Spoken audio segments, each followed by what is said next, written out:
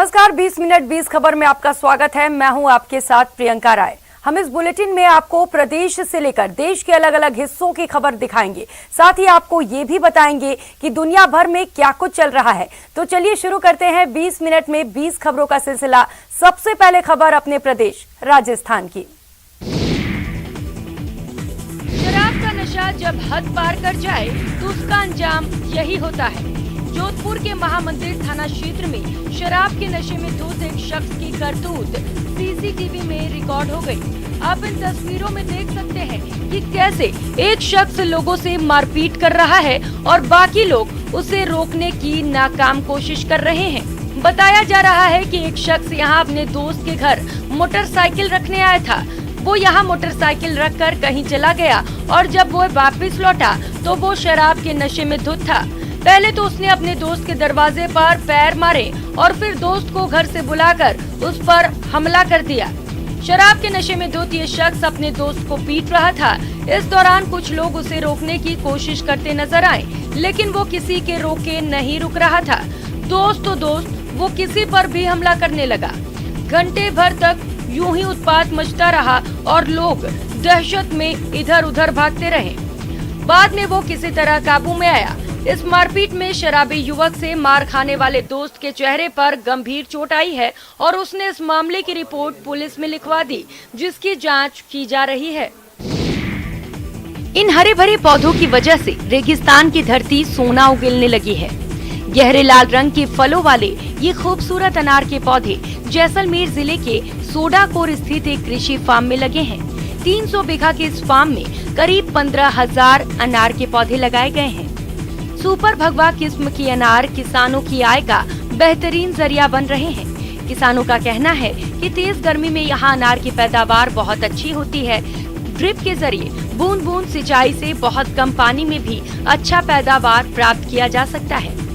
अनार के साथ ही यहाँ खजूर के 2000 पेड़ भी लगाए गए हैं। 3 साल पहले लगे ये पेड़ मई 2022 तक फल देने लगेंगे। बताया जा रहा है कि यहाँ 4 वैरायटी के खजूर लगे हैं। मिर्चूल, खुनेजी, बरई और खलास किस्म के ये खजूर उत्तम किस्म के खजूर माने जाते हैं। अनार और खजूर के साथ ही यहाँ के किसान एप्पल बेर की खेती भी कर रहे हैं। रेगिस्तान के बीच हरे भरे फार्म सुखद एहसास दे रहे हैं कि सही दिशा में मेहनत की जाए तो फिर रेगिस्तान में भी हरियाली आ सकती है। भाई बहन के प्यार का प्रतीक भैया दूज का पर्व मरुधरा में बड़े उत्साह के साथ मनाया गया। भैया दूज के मौके पर बहनों ने अपने भाइयों के माथे पर तिलक लगाकर उनकी सलामती और दीर्घायु की कामना की। भाई दूज है, हम भाई दूज पूज रहे हैं और यहाँ पे भाई की लंबी उम्र के लिए कामना की जा रही है। आज भाई दूज है, हम पूजा कर रहे हैं। उसके बाद भाइयों के तिलक लगाएंगे, मिठाई खिलाएंगे। 2 दिन से मध्य से दिवाली का त्योहार मना रहे हैं। आज भाई दूज है और हम 5 दिन का त्योहार मना रहे हैं। धनतेरस, गोवर्धन, भाई दूज, और आज तिलक लगाएंगे भाई के और पैसे मिलेंगे हमें और मिठाई खिलाएंगे। भाई बहन के अटूट प्रेम को सूत्र में पिरोते इस त्योहार को जितना उत्साह बहनों में दिखा, उतना ही भाई भी उत्साहित नजर आए। भाइयों ने अपनी बहनों को स्नेह स्वरूप उपहार दिए। भैया दूज के मौके पर मंदिरों में भी पूजा अर्चना के लिए भीड़ लगी रही। आपको बता दें कि धनतेरस, छोटी दीपावली, लक्ष्मी पूजन, गोवर्धन पूजा और भैया दूज के साथ ही दीपावली का पर्व भी हर्षोल्लास के साथ संपन्न हो जाता है। कोरोना गाइडलाइंस के उल्लंघन के मामले को दरकिनार कर दिया जाए तो ये मरुधरा की परंपरा की वो तस्वीर है जो साल में सिर्फ और सिर्फ एक दिन नजर आती है। बूंदी जिले के देई कस्बे में भैया दूज के मौके पर घास भैरू की सवारी निकालने की जो परंपरा है वो इस साल भी बरकरार रही। रियासत काल से चली आ रही घास भैरू की सवारी देखने के लिए लोगों का सैलाब उमड़ पड़ा। अल सुबह करीब 6 बजे भगवान चारभुजा नाथ मंदिर से शुरू होकर कस्बे के मुख्य अर्घ से होते हुए जब शराब के नशे में धुत मतवाले बैलों की जोड़ियां आगे बढ़ रही थी तो नजारा देखने लायक था। इन मतवाले बैलों को खींचने के लिए लोग एड़ी चोटी का जोर लगाते नजर आए। परंपरा के मुताबिक इन बैलों पर पटाखे फेंक कर पहले तो उन्हें काबू किया जाता है और फिर उन पर काबू पाने की कोशिश की जाती है। इस कोशिश में कई लोग घायल हो जाते हैं, लेकिन उनका जोश कम नहीं होता। कहा जाता है कि जो भी इस खेल में शामिल होता है उसके घर सुख और समृद्धि आती है। और अब देख लेते हैं कुछ अन्य राज्यों की खबरें। दिल्ली में दिवाली पर हुई आतिशबाजी का हवा पर गंभीर असर पड़ा है और यही वजह है कि दिल्ली की हवा की गुणवत्ता अभी भी खतरनाक स्तर पर बनी हुई है। 2 दिन बीत जाने के बाद भी यहाँ सुबह AQI 533 पर रहा। हालांकि शुक्रवार की तुलना में ये कम जरूर है, जब ये अधिकतम 999 पर पहुँच गया था। सुबह सुबह दिल्ली में घना कोहरा छाया रहा। यही हाल गाजियाबाद, नोएडा और गुरुग्राम का भी रहा। इस कोहरे और धुएं के कॉकटेल से लोग परेशान हैं और उन्हें सांस लेने में तकलीफ हो रही है। पहले मतलब हम इतनी जल्दी थकते नहीं है साइकिल चलाते हुए, पॉल्यूशन की वजह से लंग्स में दिक्कत होती है, मतलब सांस लेने में प्रॉब्लम। पोल्यूशन तो बहुत है, दिवाली के बाद खासकर ज्यादा पोल्यूशन हो गया। दिल्ली में पहले बहुत पोल्यूशन था, पहले तो क्योंकि गाड़ी नहीं चल रही है, कार वार। आपको बता दें, राजधानी दिल्ली में पटाखों पर पूरी तरह से प्रतिबंध है, फिर भी दिवाली के मौके पर यहाँ खूब आतिशबाजी हुई। साथ ही पंजाब में पराली जलाने की वजह से भी यहाँ की हवा जहरीली हो गई है। तमिलनाडु के विल्लुपुरम से एक चौंकाने वाली तस्वीर सामने आई है, जिसमें एक भयानक हादसे में पिता पुत्र की जान चली गई। इस हादसे की तस्वीर एक दुकान के बाहर लगे CCTV कैमरे में कैद हो गई। इन तस्वीरों में सड़क पर चलती गाड़ियों के बीच एक स्कूटर सवार अपने 7 साल के बेटे के साथ घर की तरफ जाते दिखा, जिनके स्कूटर से पटाखों से भरा एक बैग बंधा था। जैसे ही सड़क किनारे खड़े एक ट्रक के पास से स्कूटर गुजरा, अचानक जोरदार धमाका हुआ। इसके बाद चारों तरफ धुएं का गुबार उठा और आसपास से गुजरते लोग दहशत में आकर रुक गए। कुछ लोग उस तरफ भागते दिखे जहां धमाका हुआ था। धमाके की आवाज सुनते ही मौके पर लोगों की भीड़ जमा हो गई और कुछ ही देर में एम्बुलेंस भी पहुंच गई। इस जानलेवा हादसे में स्कूटर पर सवार पिता बेटे की मौत हो गई। पटाखों की वजह से हुआ धमाका इतना भीषण था कि न केवल स्कूटर के परखच्चे उड़ गए, बल्कि एक शव के कमर के नीचे का हिस्सा शरीर से अलग हो गया। धमाके की वजह से आसपास से गुजर रहे 3 लोग घायल हो गए, जिन्हें इलाज के लिए अस्पताल में भर्ती कराना पड़ा। आंध्र प्रदेश से हैरान करने वाली तस्वीर सामने आई है। वहां विशाखापट्टनम के एक टोल बूथ पर YSR कांग्रेस पार्टी के एक नेता टोल कर्मचारियों से भिड़ गए। दावा किया गया कि टोल टैक्स मांगे जाने पर वे नाराज हो गए, जिसके बाद कर्मचारियों से उनकी कहासुनी होने लगी और फिर देखते ही देखते मारपीट की नौबत आ गई। CCTV वीडियो में दिखा कि एक आदमी ने सफेद कार में बैठे शख्स से टोल के पैसे मांगे। इस पर पैसे देने के बजाय वो उसे धमकाने लगा। वो उसे कुछ समझा पाता उससे पहले ही कार का दरवाजा खुल गया। अंदर बैठा आदमी टोल कर्मी की तरफ झपटा, लेकिन वो पीछे हट गया। इससे गुस्साए YSR कांग्रेस के नेता ने उसे एक जोरदार तमाचा जड़ दिया। थप्पड़ लगते ही टोल कर्मी का पारा भी चढ़ गया और उसने अपना सामान एक किनारे रख उस आदमी को ताकत से पकड़ लिया। जैसे ही ये मारपीट हुई, टोल बूथ के बाकी लोग भी वहाँ इकट्ठा हो गए। गाड़ी में मौजूद उसके 2 साथी भी एक के बाद एक उतरे। दोनों ही लोग एक दूसरे को मारते पीटते काफी दूर चले गए, जिसके बाद वहां मौजूद लोगों ने उन्हें अलग करने की कोशिश की। इस लड़ाई में टोल कर्मी बुरी तरह से घायल हो गया, जिसे देखते हुए फौरन एम्बुलेंस के जरिए उसे अस्पताल में पहुंचाया गया। बिहार के नालंदा से हैरान करने वाली तस्वीर सामने आई है। वहां शिवपुरी इलाके में कुछ दबंगों ने दिवाली के दिन जबरदस्त हंगामा किया। वो लोग आपस में किसी बात को लेकर उलझ गए, जिसके बाद तो भीड़ बढ़ती ही गई। 2 लोगों की लड़ाई में मिनटों में 2 गुटों की लड़ाई में बदल गई। जिसके हाथ जो लगा उसी से पिटाई शुरू हो गई। हाथों से मन नहीं भरा तो एक आदमी ने अपनी बेल्ट उतार ली और तो और इस लड़ाई में महिलाएं भी पीछे नहीं रहीं। एक औरत ने बेल्ट चलाते आदमी के ऊपर झाड़ू से वार कर दिया। एक आदमी तो ऐसे भड़का कि उसने सड़क किनारे रखे कई फीट लंबे बांस को हवा में लहराना शुरू कर दिया। बीच में कुछ देर के लिए लड़ाई रुकी, समझाने बुझाने का दौर भी शुरू हुआ, लेकिन अचानक किसी बात पर फिर दोनों पक्ष भड़क उठे। इसके बाद तो मानो सड़क पर संग्राम शुरू हो गया। दोनों तरफ के लोग हाथों में लाठियां लेकर एक दूसरे पर टूट पड़े। इसके बाद काफी देर तक हंगामा चलता रहा। किसी ने कुर्सियां तोड़ी तो कोई पत्थर से कार के शीशे चकनाचूर कर रहा था। वहां मौजूद लोगों को इस लड़ाई में बीच बचाव करना भी महंगा पड़ा। मध्य प्रदेश के कुछ शहरों में कुछ ऐसे उत्सव मनाए गए हैं जिनकी वजह से लोगों की जान ही दांव पर लग गई। हर साल दिवाली के एक दिन बाद होने वाले इस उत्सव में गायों को लोगों की पीठ पर दौड़ाया जाता है और साथ में ये भी दावा किया जाता है कि इस उत्सव को मनाने से गांवों में सुख और समृद्धि आएगी। मध्य प्रदेश के उज्जैन से इस उत्सव का हैरान करने वाला वीडियो सामने आया है। कुछ लोगों की पीठ से गायें दौड़ती हुई नजर आई। एक गाय का औसत वजन 1000 किलो से कम नहीं होता। ऊपर से अगर गाय दौड़ती हुई जा रही हो तो वो जानलेवा भी हो सकता है। जैसे ही गायें लोगों के ऊपर से दौड़ती हुई गुजरी, लोग उठकर खड़े हो गए। कुछ लोग उनका हालचाल पूछने आए और सलामत देखकर उन्हें गले से लगा लिया। इसी तरह से ये उत्सव अलीराजपुर में मनाए जाने का वीडियो भी सामने आया। हालांकि गनीमत ये रही कि अलीराजपुर में जब गायों को लोगों के ऊपर दौड़ाया गया तो ना तो वो दौड़ती हुई निकली और ज्यादातर लोगों की पीठ पर गायों के पैर भी नहीं पड़े। मन्नतधारियों प्रतिवर्ष मन्नत लेके उनकी मन्नतें पूरी होती है तो गाय माता गोरी पड़ते हैं, उसमें गाय माता उनके ऊपर से जाती है। छत्तीसगढ़ के मुख्यमंत्री भूपेश बघेल हर त्योहार जनता के बीच मनाते हैं। खास बात यह है कि इस मौके पर वे जनता के रंग में ही रंग जाते हैं। गोवर्धन पूजा के मौके पर सीएम हाउस में आयोजित कार्यक्रम में भी ऐसा ही नजर आया, जब वो न केवल पारंपरिक परिधान में नजर आए बल्कि कलाकारों के साथ वाद्य यंत्र भी बजाते दिखे।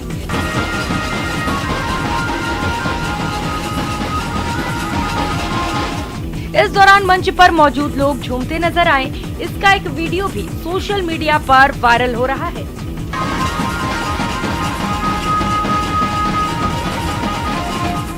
रायपुर में आयोजित इस कार्यक्रम में हर उम्र के सैकड़ों लोग शामिल हुए और अपनी कला से सबको मंत्रमुग्ध कर दिया।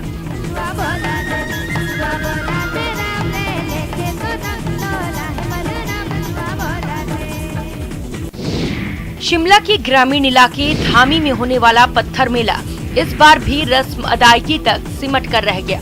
कोरोना की बंदिशों के चलते इस बार भी पत्थरों का खेल तो नहीं हुआ, हाँ, लेकिन रस्म पूरी करने के लिए चंद पत्थर जरूर फेंके गए। इस मौके पर धामी राज परिवार के उत्तराधिकारी जगदीप सिंह ने मां भद्रकाली का तिलक कर इस रस्म को पूरा किया। पत्थर मेले के दौरान 2 साल पहले की तरह मेला स्थल पर ना तो दुकानें सजी और ना ही भीड़ जुटी। परंपरा के मुताबिक राज दरबार स्थित नरसिंह देवता और देव कुरगण के स्थान पर पूजा अर्चना के बाद ढोल नगाड़ों के साथ शोभा यात्रा निकाली गई, जो पत्थरों के खेल स्थल तक निकली। आपको बता दें, सैकड़ों सालों से यहाँ एक परंपरा चली आ रही है कि पत्थरों के खेल के दौरान लगी चोट से निकलने वाले रक्त से भद्रकाली का तिलक किया जाता है। इतना ही नहीं, कहा तो ये भी जाता है कि धामी में क्षेत्र में आई आपदाओं से प्रजा को बचाने के लिए पहले मानव बलि दी जाती थी। हालांकि बाद में उस परंपरा की जगह पत्थरों का खेल करवाने की परंपरा शुरू हो गई। ये घुड़सवार किसी रेस का हिस्सा नहीं है, बल्कि ये तो शक्ति प्रदर्शन के लिए जमा हुए हैं। बंदी छोड़ दिवस के मौके पर घुड़सवारी में अपना कौशल दिखाने आए हैं। दरअसल पंजाब में दिवाली के साथ साथ बंदी छोड़ दिवस भी मनाया जाता है और इस दिन निहंग सिख अपनी शक्ति और रण कौशल का प्रदर्शन भी करते हैं। हर साल की तरह इस साल भी बंदी छोड़ दिवस के मौके पर निहंग सिखों ने घुड़सवारी के जरिए शक्ति प्रदर्शन किया। आपको बता दें, बंदी छोड़ दिवस सिखों का त्योहार है जो कि दिवाली के दिन ही पड़ता है। बंदी छोड़ दिवस पर सिख समुदाय उस दिन को याद करता है जब सिखों के छठे गुरु हरगोबिंद सिंह जी को ग्वालियर किले से रिहा किया गया था। जैसे भक्ति जरूरी है वैसे शक्ति जरूरी है, और गुरु गोविंद सिंह महाराज ने जो सिखों के अंदर शक्ति भरी थी वो आज निहंग सिंहों के द्वारा हम बिल्कुल अच्छे तरीके से देख सकते हैं और अपने हमारे बच्चों को हम इंस्पायर करने के लिए यहाँ लाए हैं।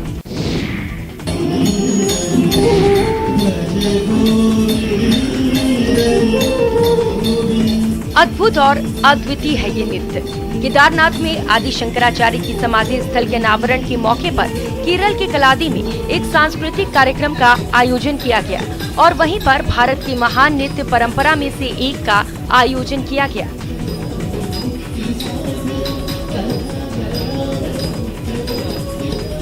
इस कार्यक्रम में भाग लेने के लिए केंद्रीय पर्यटन और संस्कृति मंत्री जी किशन रेड्डी भी कलादी पहुंचे थे।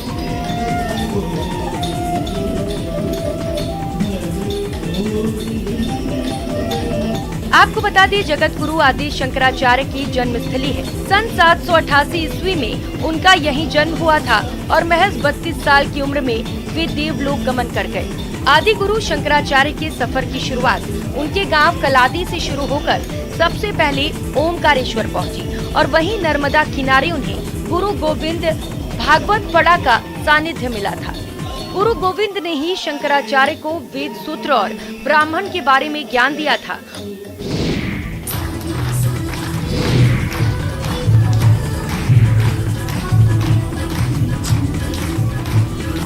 घर से दूर सही, लेकिन अपनी परंपरा और संस्कृति हमेशा दिल के करीब होती है और जब भी मौका मिलता है वो निखर कर सामने आता है।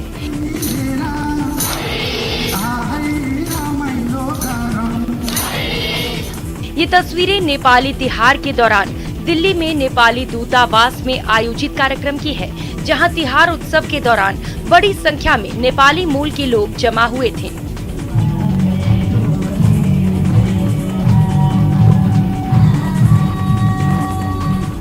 देउसी भेलो कार्यक्रम में नेपाली राजदूत भी शामिल हुए और उन्होंने अपने लोगों को तिहार की बधाई दी।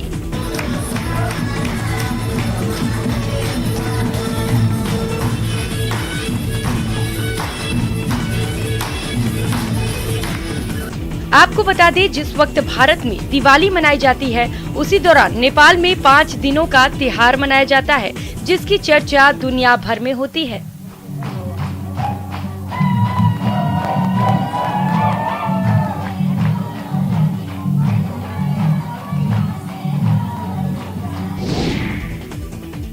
जम्मू कश्मीर के कई हिस्सों में बर्फबारी होने लगी है। मौसम विभाग ने पहले ही अनुमान लगाया था कि वहां के कई हिस्सों में बर्फ गिरेगी और ठंड पड़ेगी, जो सही साबित हुआ।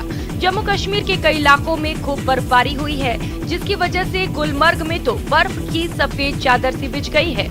इस बर्फबारी का वहां घूमने आए लोगों ने खूब मजा लिया। गुलमर्ग में बर्फबारी की वजह से पेड़ों की हरी पत्तियां सफेद दिखने लगी और सड़क के किनारे ही नहीं बल्कि सड़क पर बर्फ की चादर नजर आई। बांदीपुरा में भी आसमान से गिरी बर्फ सड़कों और घरों की छतों पर गिरी, उसने उन्हें अपने रंग में रंग दिया। कुपवाड़ा से भी बर्फबारी की ऐसी तस्वीर आई और हर तरफ बर्फ ही बर्फ नजर आई। त्योहार की छुट्टियों की वजह से इस वक्त गुलमर्ग और सोनमर्ग जैसे इलाकों में सैलानियों की भीड़ है, जिनके लिए जम्मू कश्मीर के ऊंचाई वाले इलाकों में बर्फबारी सौगात की तरह है। लेकिन इस वजह से वहां थोड़ी मुसीबत भी बढ़ गई है, क्योंकि बर्फबारी की वजह से मुगल रोड समेत कुछ रास्तों पर आवाजाही रोक दी गई, जिसके बाद प्रशासन ने पर्यटकों को सतर्क रहने को कहा है और इमरजेंसी में संपर्क करने के लिए हेल्पलाइन नंबर भी जारी कर दिए गए हैं। दिल्ली में पहला डॉग पार्क बनाया गया है। ये डॉग पार्क पालतू जानवरों के लिए खास तौर पर तैयार किया गया है, जहां वो आराम से टहल सकते हैं। उत्तरी दिल्ली नगर ने राजेंद्र नगर में जिस डॉग पार्क की शुरुआत की है, वहां लोग अपने पालतू जानवरों को टहला सकते हैं और उनके साथ खेल भी सकते हैं। खास बात ये है कि इस डॉग पार्क में भी इंसानों की तरह जानवरों के खेलने के लिए भी झूले उपलब्ध हैं। साथ ही इनके एक्सरसाइज के लिए भी कई इंतजाम किए गए हैं। यहाँ DSA के सहयोग से पूरे पार्क में डॉग कैरिकेचर और पेंटिंग भी बनाई गई है, जो इसे एक जीवंत वातावरण प्रदान करते हैं। और वो बहुत ज़्यादा एक्टिव है, बहुत ज़्यादा खुश हैं यहाँ के। बिल्कुल नई एनवायरनमेंट मिला, बिकॉज गलियों में जाते हैं तो वहाँ पे रोड में ट्रैफिक वगैरह होता है, तो वहाँ से इतना अच्छे से नहीं खेल पाती जितना आज यहाँ पे खेला। हॉस्पिटल जाना था तो हॉस्पिटल से आके सीधा इसने स्कूटी को यहाँ घुमाया, लड़की ने मेरी ने, तो हम पार्क देख के फिर डॉग्स लेने दोबारा यहाँ पहुँचे। अभी तक सर मेरे पास है 15 एंट्री है, 15 लोग आ चुके हैं। अब धीरे धीरे पता लग रहा है लोगों को, तो आ रहे हैं। 20 मिनट 20 खबर में अब बात कर लेते हैं इंटरनेशनल खबरों की। कोरोना से बचने के लिए अभी तक सिर्फ वैक्सीन ही लगाई जा रही थी, लेकिन अब फाइजर कंपनी ने दावा किया है कि उसने कोरोना के इलाज के लिए मेडिसिन का भी इजाद कर लिया है। फाइजर कंपनी ने कहा है कि उसकी एक्सपेरिमेंटल एंटीवायरल दवा वयस्कों में कोविड-19 की वजह से अस्पताल में भर्ती होने और मौत के जोखिम को 89% तक कम कर सकती है। इस गोली से होने वाले कुछ साइड इफेक्ट के बारे में भी जानकारी दी गई है। हालांकि इसका अनुपात बेहद कम है। फाइजर ने अपने अध्ययन के शुरुआती परिणाम जारी करते हुए इस गोली के बारे में सूचना दी है और कहा है कि इस कस्टडी में 775 वयस्कों को शामिल किया गया था। खास बात यह है कि फाइजर ने अमेरिका खाद्य और औषधि प्रशासन के पास इसके इमरजेंसी इस्तेमाल के मंजूरी के लिए आवेदन भी भेज दिया है। आपको बता दें, इससे पहले फाइजर की प्रतिस्पर्धी कंपनी मर्क ने कोविड-19 की दवा के निर्माण का दावा किया था। ब्रिटेन मर्क की दवा को इमरजेंसी इस्तेमाल की मंजूरी भी दे चुका है। मर्क की दवा दुनिया में कोरोना वायरस के खिलाफ इस्तेमाल होने वाली पहली गोली है। मध्य अमेरिका के गरीब देशों से भागकर मैक्सिको में दाखिल हुए शरणार्थियों की एक टोली वहां के नेशनल गार्ड के जवानों पर ही टूट पड़ी। शरणार्थियों ने सैनिकों को ही पत्थर और डंडे मार मार कर घायल कर दिया। लगभग 4000 शरणार्थी 23 अक्टूबर को मैक्सिको के एक दक्षिणी राज्य से उसकी राजधानी की तरफ पैदल ही निकले थे, लेकिन बीच रास्ते में शरणार्थियों का दिमाग ऐसा घूमा कि उन्होंने मैक्सिको के नेशनल गार्ड के जवानों पर ही धावा बोल दिया। धावा भी ऐसा कि वो सैनिकों के खून के प्यासे दिखे। उन्होंने जितने पत्थर और डंडे बरसाए कि अपनी जान बचाने के लिए मैक्सिको के नेशनल गार्ड के जवान ही उल्टे पांव दौड़ गए। एक तस्वीर तो ऐसी देखने को मिली जिसमें एक जवान ट्रक पर चढ़ने की कोशिश में नजर आया, लेकिन उसे देखते ही देखते लोगों ने उस पर तब तक पत्थर बरसाए जब तक कि वो नीचे नहीं गिर गया।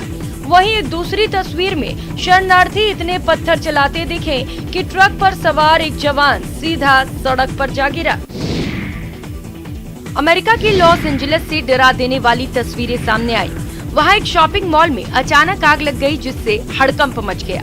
गनीमत यही रही कि दमकल कर्मी जल्दी से मौके पर पहुंचे और किसी को गंभीर चोट नहीं आई। बताया गया कि दमकल कर्मियों ने 90 मिनट की कड़ी मशक्कत के बाद आग पर काबू पा लिया, लेकिन इससे पहले आग लगने से पूरे इलाके में अफरा तफरी मच गई थी। शॉपिंग मॉल से धुएं का गुबार कई फीट ऊपर उठता दिखाई दिया।